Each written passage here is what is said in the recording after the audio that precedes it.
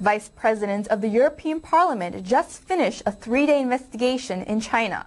He believes the communist regime is certain to collapse and hopes that every member of the regime quits the Communist Party. Let's go to our Hong Kong correspondent for more.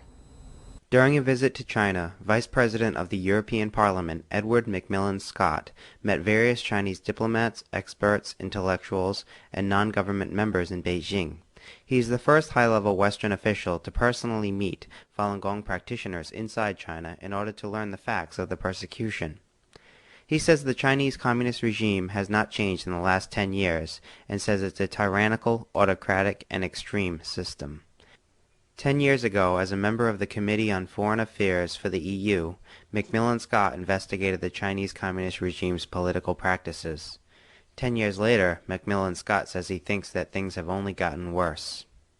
10 years later, it saddens me to report that China remains a brutal,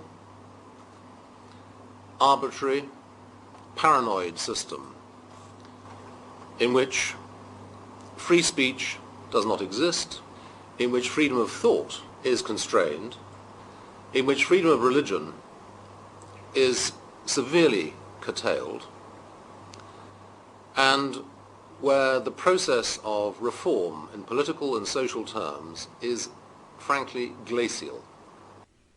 After meeting with Falun Gong practitioners, McMillan-Scott says that the practitioners have verified to him various forms of abuses, including illegal detention, beatings, torture, and a series of systematic crackdowns.